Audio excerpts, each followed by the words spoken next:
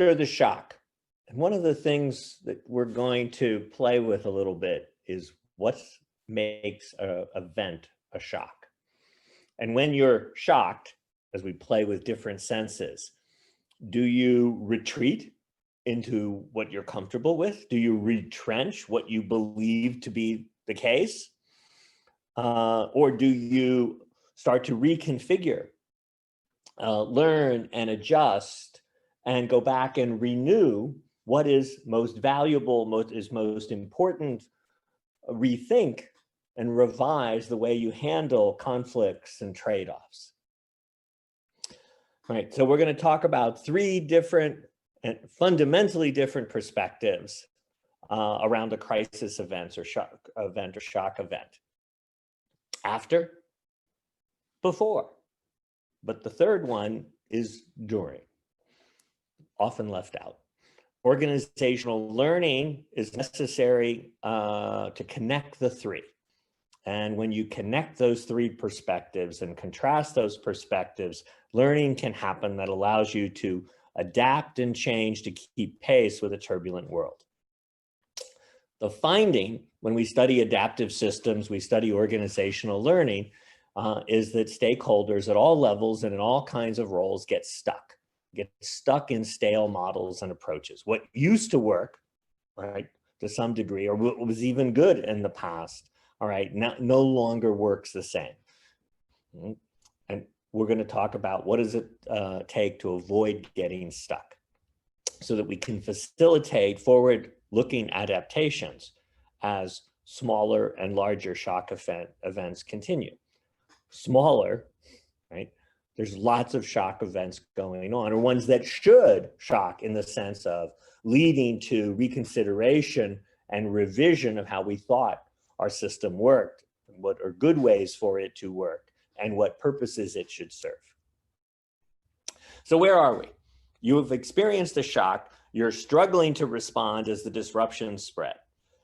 All right, you're finally successful and the crisis starts to ease. Now what? Well, could be lots of crises we're referring to. We'll talk about the NASA Columbia Space Shuttle accident in 2003, where I was an advisor to the Independent Investigation Board. Or we could talk about the 3 Mile Island accident in nuclear power in 1979 that started my career 41 years ago.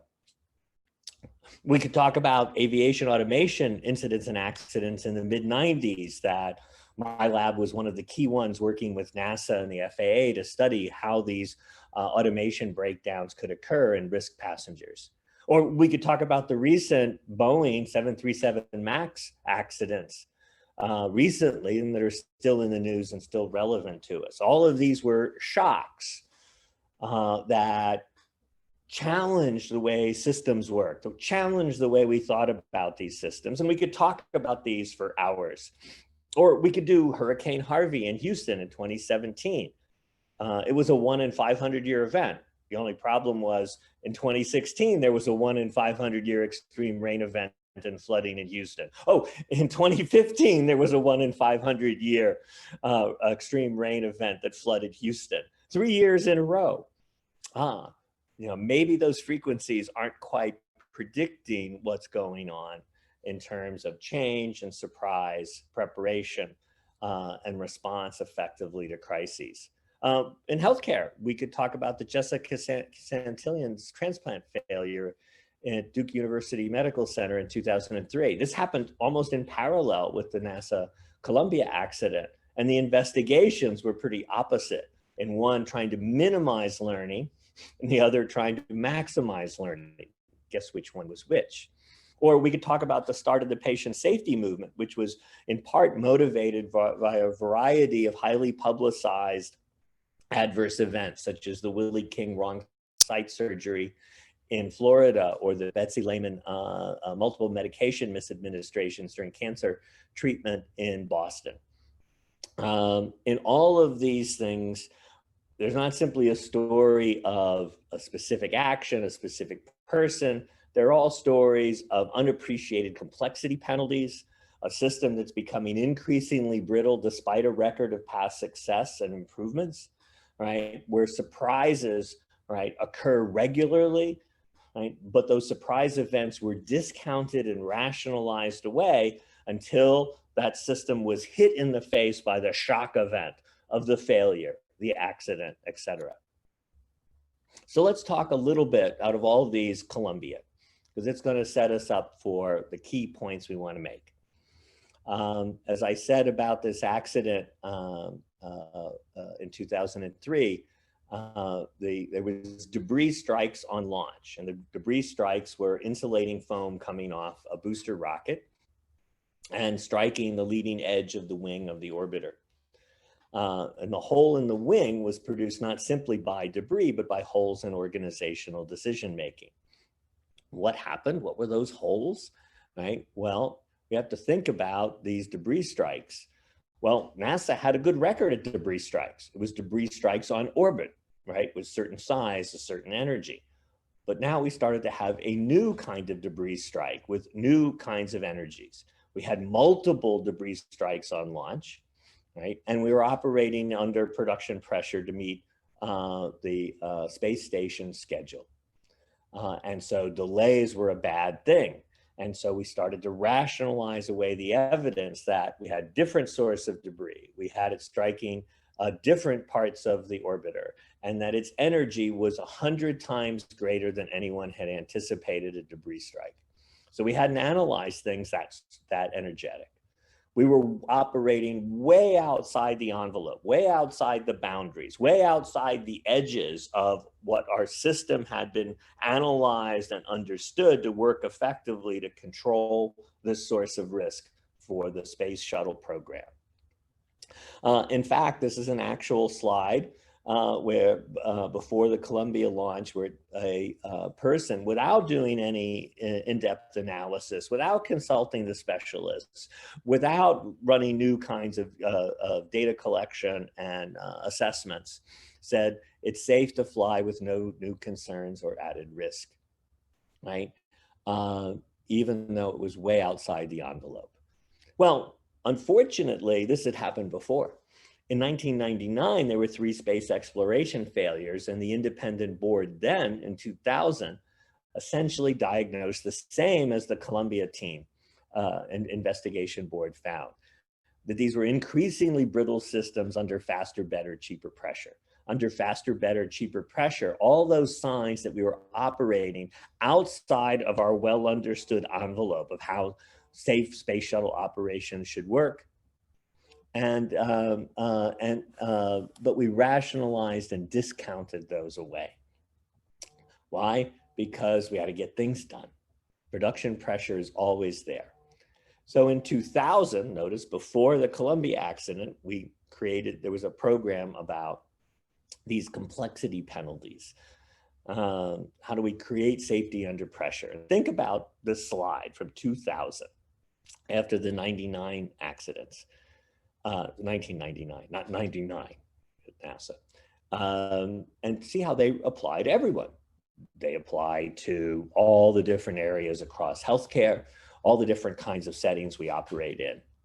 We're in a changing environment under new performance demands and resource pressures. We're supposed to be driving down costs. We have new, more aggressive schedules.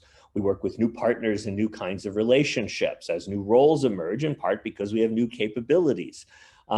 Some skills are eroding, right? New kinds of skills are required as change continues, and there's heightened stakeholder interest. So the question NASA was asking people like me when I first proposed we needed to build a way to engineer resilience into high-risk, high-performance systems applies across the board, everywhere. And part of this is because we have pressures over multiple goals that can conflict and have to be prioritized or sacrificed, and that leads to adaptations. And NASA's policy, which was called faster, better, cheaper, was a form of pressure that every system is under.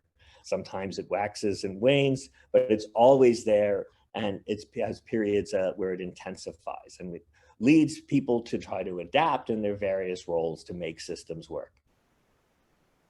What that leads us to, right, is the idea that we have a crisis of complexity, where that was true in the 3 Mile Island investigations and the work I did back in 1980, redesigning control rooms and new computer displays and cognitive models of operator decision-making in a crisis, right? It was not about human error, it was about complex systems, difficult situations to handle, right? How to assist people in adapting to make systems work. So at the top here are slides of modern systems with extensive and hidden interdependencies, right? Examples are all of the computer systems we now rely on so we can Zoom with each other around the world and across time zones. These are systems undergoing growth. If you're not growing, you're probably failing as an organization. If we're not improving our ability to deliver care, if we're not adapting our care to the prevalence of different kinds of chronic disease patterns across our populations, we're not doing an effective job. So the crises of complexity in these networks, right, where we have to do high performance, extensive and hidden interdependencies, failure is due to brittle systems. Failure is due to brittle systems. The systems as designed, right, are more brittle than any stakeholder realizes. But they fail less often, even though we have plenty of these instances out there, as people in various roles adapt to fill the shortfalls and to stretch the system's performance in the face of regular, ongoing, smaller, and sometimes larger and more threatening surprises. So the line I've used for 25 years to describe the findings on learning, right? Learning before the crisis, learning after the crisis, is this line.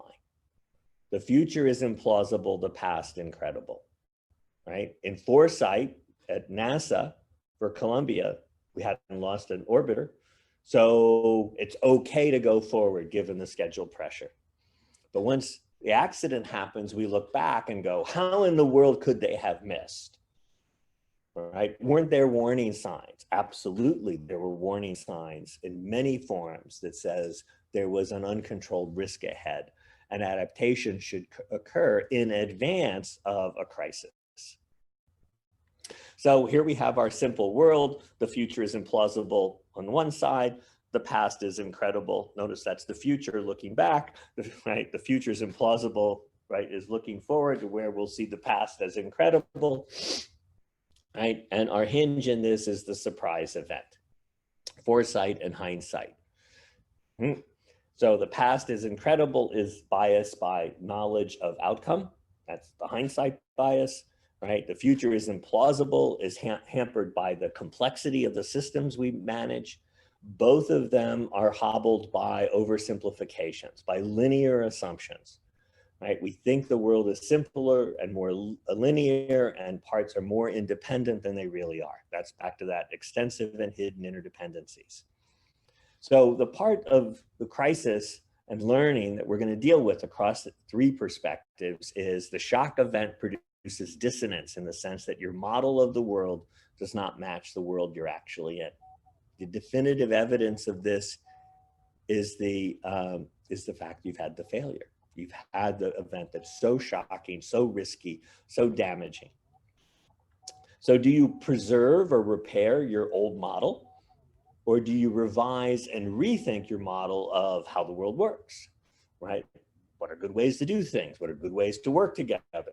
What are ways to learn? What are ways to collaborate?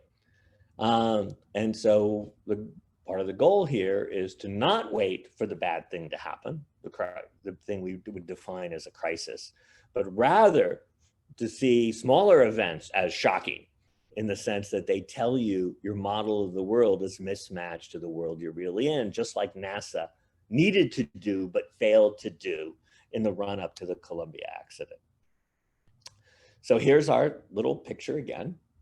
Implausible, incredible, the shock event with its reverberations, but there's a third perspective, which is during, right? We have to link that. During the situation, people are acting when anomalies, surprises, exceptions arise under potential novelty with lots of uncertainties, noise, changing tempos of operation, new relationships and roles who need to become engaged in order to handle the problem, and a range of multiple threats to be managed. This is what gets oversimplified from the hindsight view and the way complexity limits our ability to have foresight about how our system works and how it adapts and how we can continue to adapt to make it work better. Right? So what we're trying to do is understand how to adapt to cope with complexity, because shock events, in the sense of telling us our system doesn't quite work the way we thought it did, are going on all the time. So in the future, we're anticipating, based on the emerging signals that tell us about how the system really works, how we need to adapt, how we're mismatched to the pressures and demands out there. From the looking backwards, we have to revise how we approach things based on the understanding the nature of the surprises that are there. So we've already explained the key blocks to learning. Right? Organizational learning is hampered because before the crisis, we discount the evidence. Right? After the crisis, we rationalize and minimize to focus in on the minimum set of causal factors to minimize change. Right? So to avoid getting stuck, what do? We recommend, we carry out, we've built up a repertoire of findings, scientific findings, practical findings about, right, how people adapt to cope with complexity. The way you avoid getting stuck in this learning process is to focus hard on the during. And that means look at the regular ongoing small events, surprises, anomalies, and exceptions, and how people adapt to handle those to make the system work, because those tend to disappear. Those tend to be hard to see. And that's called the fluency law, that well-adapted activity hides the difficulties handled and the dilemmas balanced. So getting past that law of fluency to see what people are doing to adapt to make systems work. That's the heart of proactive learning. That's one of the three or four essentials if you're going to build a resilient system. A quick example of this goes on in the studies of automation in aviation, right? The future is implausible. We started studying this in the early 90s, my lab and a variety of others, right? And the common statement is what pilots in the automated cockpit say, what's the automation doing? Why is it doing that? What will it do next? Right? We were seeing a process of new complexities. Even though the system's performance could improve, there were also offsetting complexity penalties, right? We studied, so near misses and accidents occurred in the 90s. And so we also studied the reactions of organizations throughout the aviation industry. And it again exemplified this past is incredible. The first thing that was always said in an automation triggered accident was the system performed as designed. Or then they would say it's erratic human behavior. And they say our overall performance record is excellent. We've been improving consistently on a variety of measures, right? They were rationalizing away the opportunity to fundamentally learn and change about their understanding. It got translated in the learning breakdown into more pressure on compliance to rules, when in fact the reality, if you understood what was going on the cockpit in non-normal and abnormal situations, was there's more complexities to handle. The industry put out reports in 1996 and 2013 that documented all of this. I was part of those two advisory committees that were both national and international, covering a wide range of data collections and inquiry that supports these kinds of things I'm summarizing here. And then what happened?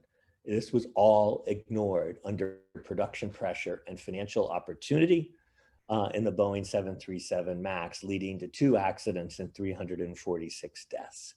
Incredible, right? That the organization, right? See, I'm adopting this attitude after the fact, right? Rather than going back and saying, how is where they argued very directly that the future is implausible, that the new automation they added to make the 737 MAX work could contribute to an accident.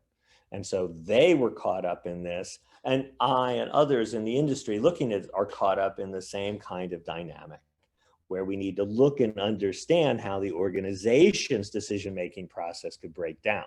My quote about the NASA accident with Columbia, right? It wasn't simply a misdesigned automation system. It was also holes in the organization's decision-making process. So let's hit where we are right now, because there's a stress test of adaptive capacity at a global scale going on right now with the rolling outbreaks of COVID-19 going on around the world, where this virus is enormously well adapted to hijack and challenge, well, human physiology, critical care medicine, emergency medical system, as in the crisis right now as our systems become overloaded again. It forces us to have coordinated and layered control across multiple organizations, jurisdictions, and roles. But the problem with that is the lag of, right, 2 weeks at least between infection, hospitalization. Our hospital stays or ICU stays can stretch 10 to 12 days or more before release or fatality. It reveals the extensive and hidden interdependencies across our systems and where we have high brittleness in our supply systems that continue and overloading different aspects of medical response. It highlights major societal asymmetries. It challenges and produces even more fragmentation. It highlights the fragmentation across jurisdictions and levels in our societies. Right, well, we have to struggle and respond effectively at local, regional, continental, and global scales, all in parallel. Right? It reveals the tangles, right, in the layered networks of systems we operate in. And then we sometimes pretend they're much smaller and simpler than they really are. So it shows us the three basic ways adaptive systems break down.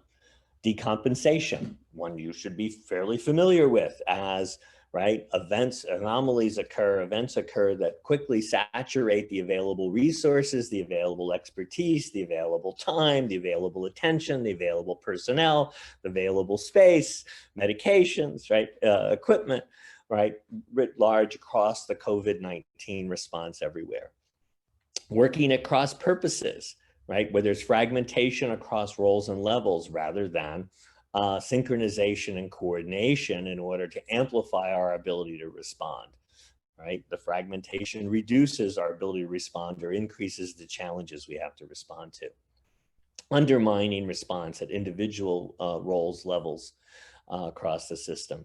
And then the one we're focusing on today, how we get stuck in stale plans that, right, and that produces retreat. It blocks updating, blocks revision, blocks reframing.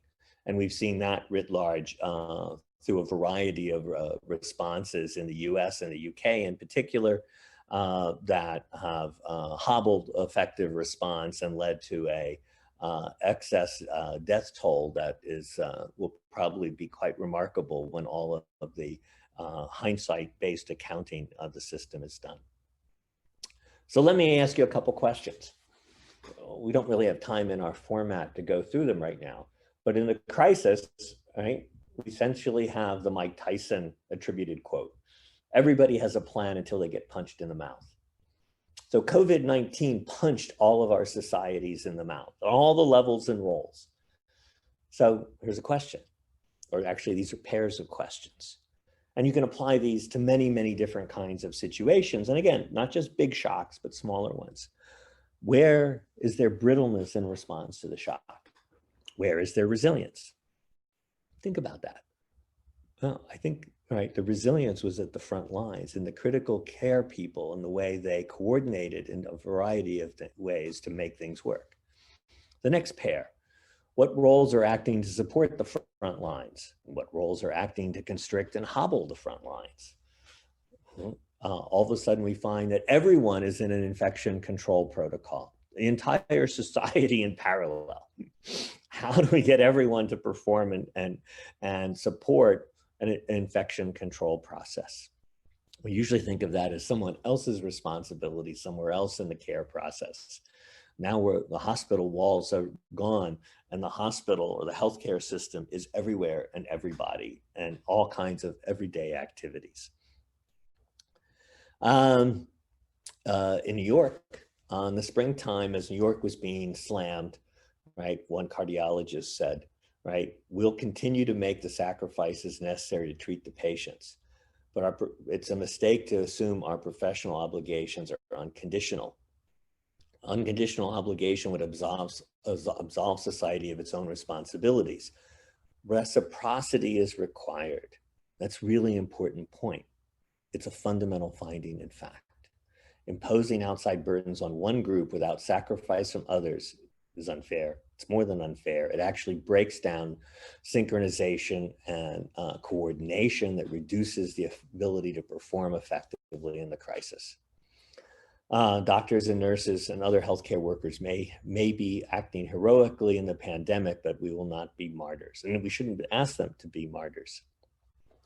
Reciprocity, right? Sacrificing some goals relative to others, and what do we prioritize and what do we sacrifice? If you go back and read the first book on resilience engineering, chapter 2, after the intro, Essentials of Resilience, you'll see me talk about in healthcare and in aviation, the key aspects of the sacrifice judgment. And here it's written quite large across multiple roles and jurisdictions. And we see it happening not very well in some societies, such as the US, and see it operating well in some other places like Denmark or Vietnam or New Zealand.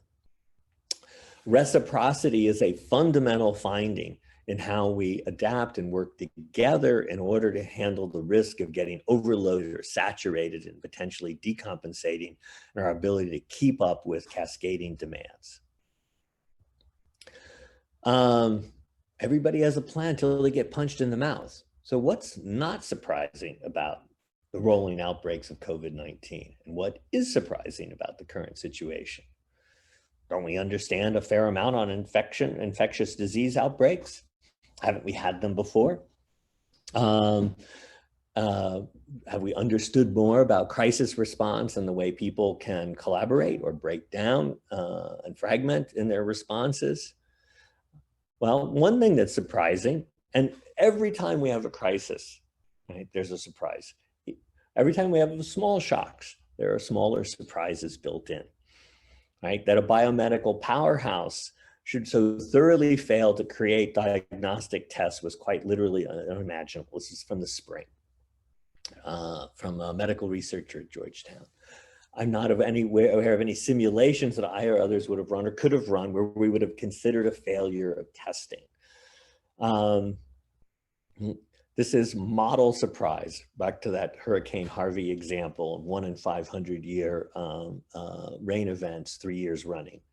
It's not about frequency. It's not about novelty. It's about your model will have limits, and the way you build your system, the procedures, the rules, the automation, the technology, right, represents a model that has limits, right, because the world, there's finite resources and the world continues to change, right? So COVID-19 is a stress test that reveals, are you prepared to be surprised?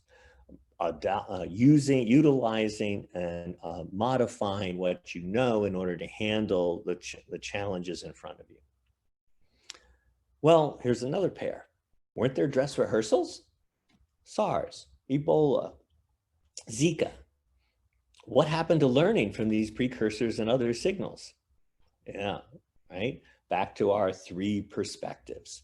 Can you synchronize those 3 perspectives to get learning?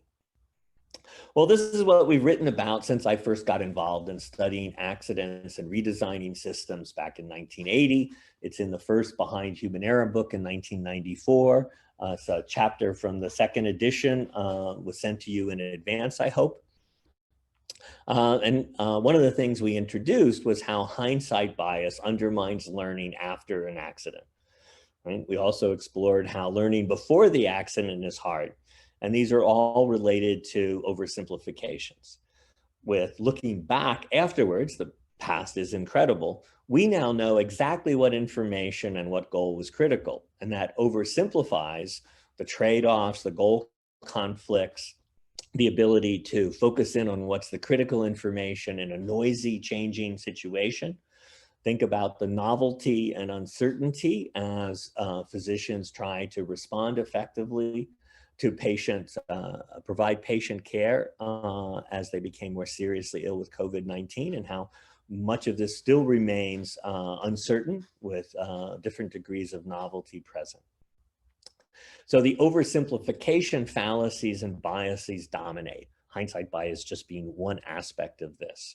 By looking directly at how a system really works, right, we're overcoming these oversimplifications, right, which we've hinted at not just at the level of people responding to a crisis at the front lines, but also organizations trying to learn and modify their systems and their investments so that systems can be prepared to work effectively in advance of the crisis.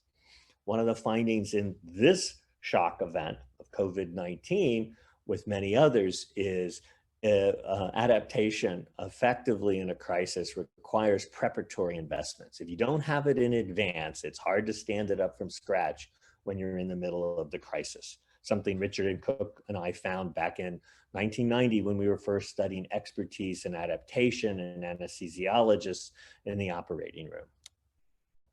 Well, let's give a couple examples of fundamental findings about how hindsight bias operates to oversimplify our view of how work is really done, right? And how we missed key signals in order to proactively learn so that we could modify our systems and perform better in learning and cooperation and coordination and an ability to adapt to changing challenges. Well, one is the novelty inequality. When you're in the middle of a challenging or deteriorating situation, the potential novelty you're facing is much, much greater than what will be the eventually determined novelty long after the event is resolved, right? In a couple of years, we'll know exactly what was novel about and important in the treatment of COVID-19 ill patients and syndromes, what kinds of long-term risk, what kinds of populations were most at risk. And so everything will look simpler and more direct after the fact than when you're on the ground facing that potential novelty now.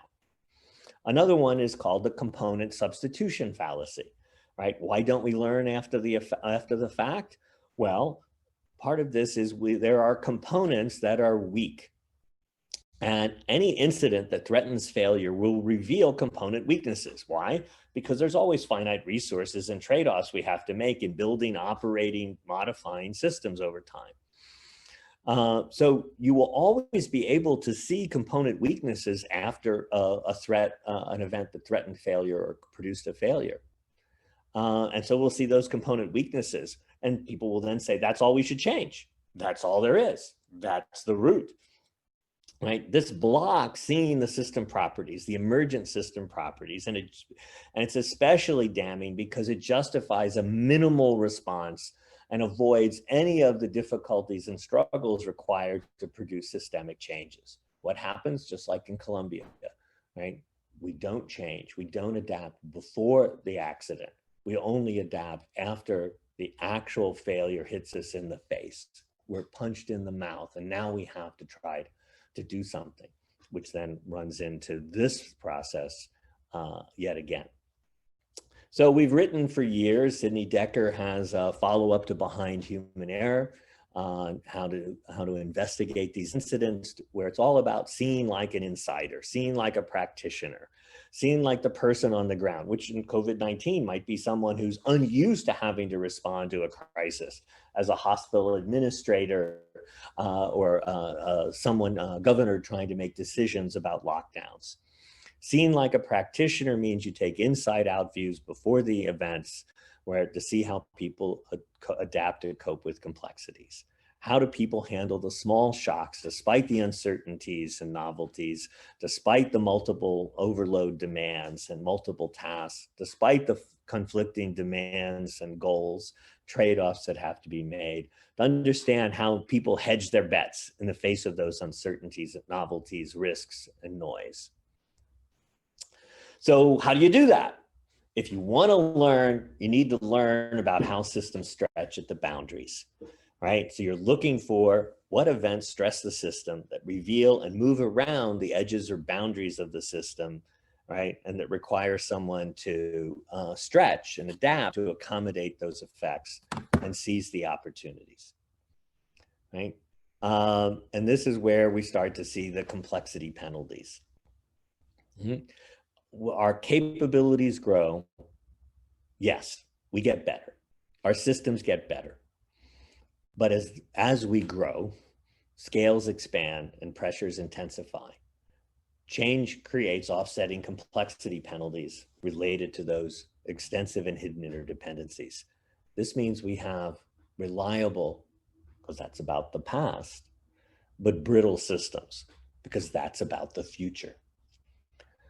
The brittleness that's hard to see, right, can be made visible by investigating how anomalies, exceptions, and surprises occur and how they're responded to regularly. We build robustness and resilience by recognizing the early signs and signals of model surprise, that events and the response to those events are operating outside the expected envelope. Exactly what was the opportunity before Columbia that was missed by NASA. So this leads us to some of the science. And we don't really have time to get in a lot of the underlying science about hard constraints, fundamental laws, theorems, provable and proven theorems about how the adaptive universe works. You live in it, you power it, right? And we're trapped by its rules, and it doesn't work the way you think it works. But it works like all biological systems work. And as I like to quote Lynn Margulis, one of the leading evolutionary biologists, life is a verb, and life developed by networking, not combat. So the rules of the adaptive universe that we've been hinting at, a few of them, no one's exempt. Doesn't matter what your position in the hierarchy is, doesn't matter what your bank account is, doesn't matter what rules you've written or procedures, doesn't matter how much automation and how autonomous you can create it, doesn't matter. You're not exempt from the rules, the laws, the hard constraints. We can exemplify it by biological systems, and some of these have been worked out. Sometimes the math has been worked out, all right, with glycolysis, healthy heart, sick heart, bone. Richard Cook's talk on how bone is resilience is a wonderful example. It operates in neurobiology and cognition, right? Joint cognitive systems of people and highly automated and autonomous things, socio-technical systems, organization, social systems. Elinor Ostrom's Nobel Prize winning work as a sociologist, political scientist, winning the first empirically based and the first woman to win the Nobel in economics. All these lines of inquiry are contributing to our emerging understanding in terms of the science for this, right? And part of this is this idea that in the long-term viability requires our ability for extensibility, to extend how things have worked in the past, right? Because we will be challenged at the boundaries regardless. And that leads us to the discovery of graceful extensibility. Graceful extensibility was discovered when we looked at how systems adapted in places where surprise is tangible, like emergency medicine, critical care medicine, space mission operations, and many other places. Graceful extensibility is a positive capability to stretch near and beyond the inevitable boundaries of all systems when surprise occurs. Surprise is omnipresent. Graceful extensibility is the opposite of brittleness. Right? We need to invest in, to learn and invest in what builds graceful extensibility. Remember, where did we see it? We saw it in the fact that our systems are brittle. They should break more than they empirically do. Why not? Because people step into the breach to be that ad hoc source of graceful extensibility to make systems work despite the gaps and limits that are, and messiness that is inevitable in this universe. Unfortunately, one of the constraints, this is a theorem that was proved around 2000, is that graceful, like what we now call graceful extensibility, trades off with optimality. The pursuit of optimality and the associated pressures will tend to eat the resources and capabilities that provide graceful extensibility. As I mentioned earlier, if you don't build up this capability in advance of the crisis where you need it, right, it tends to be very difficult to create it effectively, given the other pressures operating in the middle of the crisis. Let's illustrate this quickly. When you look at the world through your plan, your automation, your procedures, your best practices, the world is always in an eternal state of springtime with flowers about to bloom, right? The plan is good. It's better than it's ever been. But what's really going on, if we widen the view, is that there are the dragons of surprise, right? And what's going on is someone is trying to tame those dragons of surprise to keep them from burning down your springtime scene and spoiling the new flowers about to bloom. But we get so caught up in viewing the world through our plan that we miss there are edges and boundaries to that plan. So our testing has to help us see what kinds of stressors, dragons, show up to stress and at the edge of our plan, so that we can understand what kind of dragon taming is necessary, that graceful extensibility.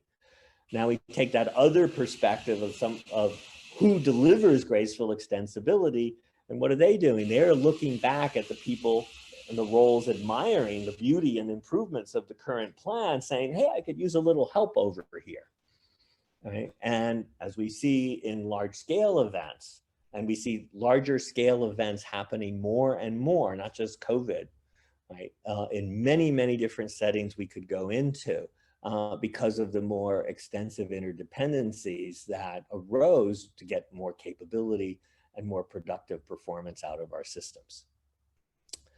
So where does resilient performance come from? Some people who take initiative build reciprocity through tangible experience with surprise. They take action, right? And anticipate and get ready in order to handle these things. When we're punched in the mouth, how should we respond?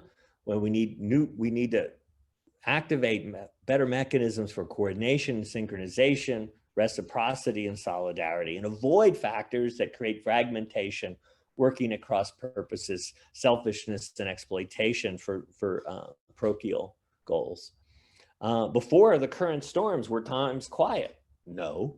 I mentioned the extreme weather events, critical failures in critical digital services, NASA's history, the series of automation-related accidents in aviation, culminating recently in the Boeing fiasco. Why doesn't brittle collapse happen more often? People are the ad hoc source of resilient performance because they provide graceful extensibility when they are empowered and seen as responsible, back to the frontline healthcare workers, to provide that extensibility when challenged. When brittle collapse is visible, how did we get it so wrong? Discounting and oversimplifications. And then will people learn from this experience? Well, that's attention. That's what we've been trying to show you. Some will retreat into stale models. Others will pursue a new understanding, seeing the surprise as fundamental and requiring them to rethink, right, reconfigure and renew what is valuable about the services they provide and the activities they carry out. The future is implausible, the past incredible sets us up, right? It's a process of understanding how complexity grows, right? How hindsight and other biases after the fact undermine learning, right? And all of this is driven by the oversimplifications that no longer hold when you consider the fundamental science-based properties of the adaptive universe that we live in. So I leave you again with the question, after the shock, are you going to follow the processes of retreat and retrenchment? It reduces the dissonance that's so uncomfortable. It leads us back into a past that often becomes mythological about how we worked, how easier it was, how much better we were. We start to forget the kinds of problems, challenges, and messiness that were there.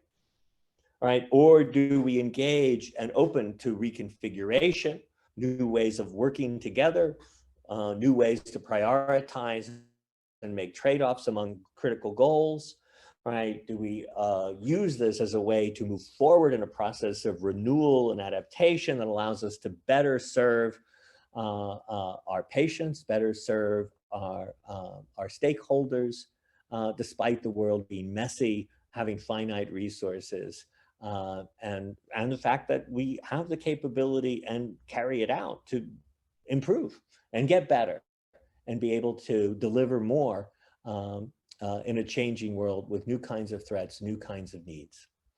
Thank you. So we have a couple of questions in already. Somebody has asked what constitutes the front line for you? Oh, well, so that's an interesting one. And that's one of the things you can look at in events like COVID or the Boeing accidents. It turns out the front lines aren't just where we think about the sharp end in the operating room, in the ICU, in the emergency department. We are able to see that a variety of other roles all of a sudden become drawn in and have to work as a front line. And you see that in the struggles that state health departments have had and governors' offices have had trying to figure out how to keep track of a dynamic situation. They're not prepared. They're not used to dealing with tracking a dynamic situation, monitoring what signals do they pick up. Their struggles to be able to modify guidance about how to best control the outbreaks, all of these.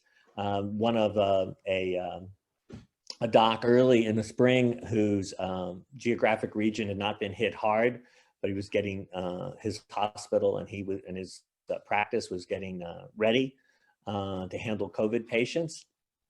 And one of the things, even under light load, was how many hospital roles had to adapt and become part of frontline clinical practice, and how difficult it was for them to recognize and to start to perform as if they are part of, because they now really were part of on frontline clinical practice. So this kind of recursiveness of what's the front lines is very important. And in the network idea, it means that we actually have these layers. And those layers are in parallel and they actually have to synchronize. Otherwise, you don't get the amplified, effective performance you need in the crisis, right? And that's one of the big things we learn about. In fact, you could say one of the generalizations from COVID is societies that undermine local jurisdictions, like the US and UK have been starving them of resources for decades. Those didn't work very well. Whereas societies, not necessarily rich ones, not ones with lots of weapons floating around, like a place I live, were actually able to work more effectively because they had local institutions who could coordinate in parallel, in part because they actually didn't have the same powerhouse of medical technology for the most advanced conditions. They had to have this more parallel, synchronized set of roles to deal with their scarce resources. Thank you. Okay, I'd go to another question here. I've just realized that they're still coming in, so which is great. That's a good sign. How can we learn to reduce or avoid oversimplification? So key here is, and I think this relates to some of the other things you've had so far in the series is, and I ran out of time and I should have, I overplanned. I had about 10 more minutes to go through to help answer that. This is where we're trying to get you look in detail at how people adapt to cope with complexity. That means you have to avoid the oversimplifications because you start with complexity ideas, right? And that means you have to learn about what some of these key findings are. These key, the basic science, which is not very intuitive to us because we're so stuck in the simplifications. And the way we do this practically is look at the gap between work is imagined and work is done. And I could pop back up that slide right now that I had in there, right? That's what you look at. And the way you look at that is you look at incidents. You look at incidents and you see the incidents show you what stresses the current system, which you didn't realize it really would. You thought the system was great. You start to see where the edges are and how the edges move around as change continues. And then you start to break through this fluency barrier of adaptive activity, well-adapted activity, and you start to see how people are stretching, how they're providing this source of graceful extensibility to make the system work. And that's going on all the time. And Eric Hallnagel emphasizes this constantly, that this is where the information is. And we now have, you say this is how pragmatic is this? Well, we have a whole industry that's starting to adopt this, right? Software engineering that provides you all of the critical digital services that we rely on in the COVID era has failures all the time. And so they are using these techniques to look at that gap by treating incidents, small incidents, right? The ongoing churn of incidents as these opportunities to learn. And that's what drives it. And so there's new companies developing for the computer world, the tooling that allows you to see this and to speed in this process and to get out the key information and share it more effectively throughout the organization. And there are companies that are providing these services. So it's very practical in that world. In healthcare, right, we see the opposite. We see the component substitution fallacy, right? We see this as all we need is to tweak this one thing. If you look at the Jessica Santillan case, right, what was the public diagnosis? It was a bad form that broke down the communication between the donor organization, right, and the recipient organization. Two organizations had to coordinate. Well, it was the form because they didn't get a piece of data correctly. So by the mistyping, we had a double organ failure. And then she declined. They tried to do the double transplant again. And at that stage, her health was too poor and she died. So that was multiple organs that could have gone to other people as well. And yet it was just the form, right? So it's a beautiful example of the component substitution fallacy, when at the very same time, the Columbia Independent Accident Investigation Board is showing how NASA as an organization had broken down, that organizational learning had broken down, that a variety of systemic changes had to go on across NASA moving forward. Fantastic, thank you. Someone's asking about NASA, and that would be a great thing to talk about, but that would take us much more time than we have now. He also asked about, can organizations really learn given the production pressures? And the answer is yes. And one of the ways we know is because some organizations do. Second is, we also know this because we have success stories with adaptive systems. You can't be an effective adaptive system moving forward if you can't build in these learning processes. This constraint that viability in the long run requires extensibility will be violated. And we see this in these brittle collapses, these penalties. And we can give you some examples of where this actually led to organizations dying. In the computerized financial trading, this has happened, for example. It's been, Boeing was threatened with it in the two 737 MAX accidents. A bank in England has been effectively wiped out by these critical digital services, IT failures. Airlines have lost hundreds of millions of dollars in these during the busy period before the pandemic slowed everything down. They lose money for different reasons now. So yes, you can. The problem is, and what we've tried to highlight here directly, is how you have to work these three perspectives and dig in an ongoing process rather than a one-off. I learned something, now we're great, now we've got the best system ever. You have to switch the frame and realize your systems are always messy. Snafus will always arise. Situation normal all effed up, right? Snafu catching is critical. Dragon taming is critical. I guess I didn't get to my real last slide, which had a child taming a dragon as a pet, right? We can do this. We do this, but we have to abandon those simplifying assumptions and really confront how the world works. We have a science base for it. We have the empirical base that shows us these things apply, and we're developing and broadening a set of pragmatic tools that can make this happen. Ironically, one of the best places for our empirical findings that document and drive the science is healthcare. Critical care, ICUs, EDs, beyond surge capacity accidents we've investigated, 500-person burn in Taiwan, for example. All of these provide some of the best data, how different parts of the hospital failed to synchronize and coordinate so that we have patients boarding for hours excessively in EDs in the US. These kinds of factors give us the empirical base and show you this really happens and really matters, and how some of the standard things we do aren't going to work, haven't worked, are never going to work. You've got to adopt some different techniques.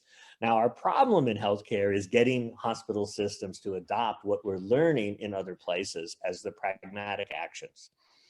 They get stuck in compliance. If you just follow the rules, it's all about the adherence to best practices, and this inevitably undermines your adaptive capacity, makes the system more brittle. Thank you. I wonder if we've time for another couple, just could be started at 3 minutes past, so maybe. We have a question there from Els. Els has asked, COVID will definitely not be the last crisis. What do you consider the most important global learning from this present crisis? Well, I hope to have a podcast out soon. We've recorded it, but we're editing it down. We're back on some of the things. And the podcast is going to come back and say, as some colleagues of mine around the world are saying, is the COVID-19 crisis reveals the enormous brittleness of our Western management society. The way we approach things, where we try to just optimize a few parameters in order to be maximally efficient and productive, while extracting all the value for a few people in society, has made society's mechanisms enormously brittle. There's been a failure of competence, most visible in the UK and the US. I appreciate our UK colleagues for not leaving the US alone as the worst example out there. Thank you for joining us in the bottom of the heap. Failure of competence. Resources have undermined the CDC for a long period of time, and all of a sudden, so you see the classic decompensation signature, where they, under declining resources and more stress, they continue to work harder and harder to keep things up as if they can still maintain the level of performance and expertise they've always had. But as the resource cuts accumulate, right, you undermine the talent, you undermine the expertise, you undermine the connections and the sharing and the coordination mechanisms over time. And then finally, boom, a new crisis hits and the collapse occurs. You decompensate. So the physiological model of decompensation, all right, applies across levels as one of the 3 basic ways adaptive systems break down. And in fact, it's the final common pathway for adaptive system failure. So the audience should be very well versed in that basic, in fact, almost too well versed, right? You have to generalize it out everywhere. And so we see this decompensation across society, across the globe. And it should lead to a rethink. I doubt in places like the US, given our political divide, that you'll see the progress that is necessary. But a bunch of us are putting together pieces. People from France, people from other places are looking at this and saying, wait a minute here. Now, interestingly, and we'll be doing one of these in June in France, virtually, unfortunately. What we're doing is coming back and saying, how do we deal with the paradox of fundamental learning after the crisis? Because the paradox is, I don't have the resources, right? Think of safety management in high-risk industries or aviation right now. We're in an economic crisis as industries due to the pandemic. So how do we rethink how we do important things that is an opportunity created by the pandemic? So how do I seize the opportunity when I don't have any resources? And what do we see? Retreat and retrenchment rather than reconfiguration and renewal. And so that paradox, and this is a line I used at Columbia in talking to Congress about safety at NASA in 2003, right? The extra investment in safety is most needed when least affordable. The extra investment in safety is most needed when least affordable. In fact, this is back to the fundamental constraint of finite resources on all systems in this universe. Right? There's always production pressure. It never goes away. Right? There's always not enough resources. This idea of let's wait till when we have enough resources is dilatory. It's a way to avoid learning. It's a way to avoid change until it's forced and thrust upon you. And then you try to minimize it like we've talked about. And instead, you have to come back and say, no, we need a new way to configure our systems. We think of this as a new kind of architecture, and there's some architectural principles coming out. Some of it's from crazy nonlinear math, right? And I, don't show any of that because only 5 people in the world know how any of that works, and I'm not even sure they really do either. And they're all at Caltech anyway. But there are ways that we can put these architectures together. Where do we get that guidance from? From successes in biological systems. That's where we draw on physiological examples at different levels. Bone, like I said, Richard Cook's talk, see it on Google, find it out there. A bone is resilience. You can Google it easily. Fabulous. Help you understand this.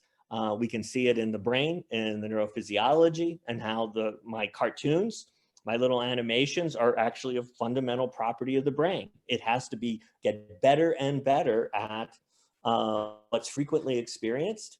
So it's going to optimize, it's going to get better at that. At the same time, it has to be very responsive to novelty. It has to recognize something is different. Not that I understand it, but it's different. It's outside the boundaries. It's outside the norm. It's outside what I'm used to experiencing. And at the time and spatial window at which the brain works, it's exquisite at balancing these. It's one of the beautiful systems at balancing those two things I showed in the cartoon, which both have to work. In the science, that's called net adaptive value. We can build architectures that regulate net adaptive value, that struggle for this. Because in the end, remember, this really is biology. And we go back to early evolution, right? The fitness and match between a biological system or organism and its environment is not an answer. It's a question, right? Biology is always in search of getting a good match of fitness of its capabilities to its environment. And so biology is full of architectural principles that do this.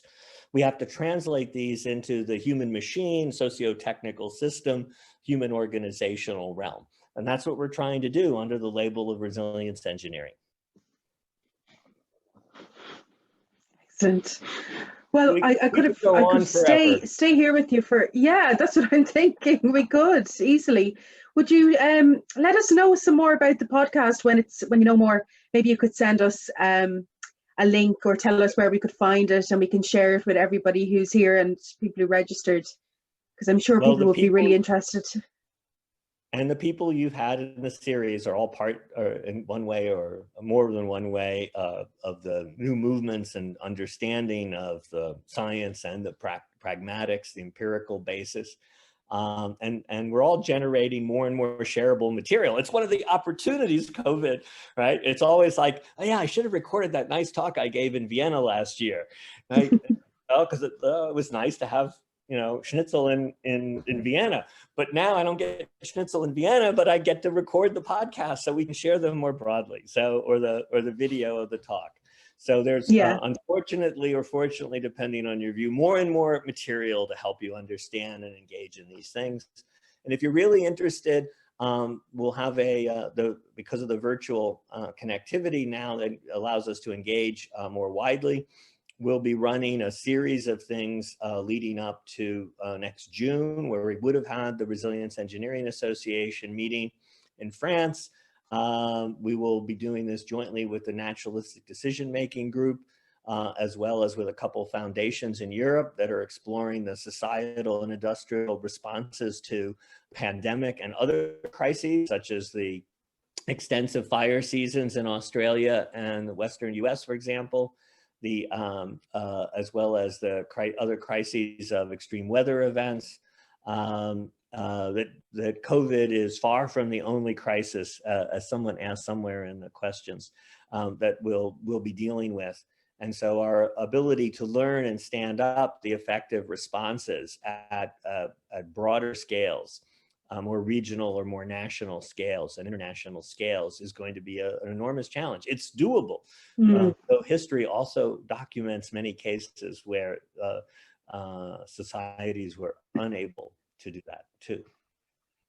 I hope history doesn't document us the same way then. Well, this is one of the cases where the pandemic makes me feel like it's good I'm old. I don't have to worry about this stuff forever. I just have to write more down and then hope I'm helping you learn as younger folk to deal with it down the road. So I'm trying to write and capture as much as possible to help you. And then I'll watch and hope you do okay.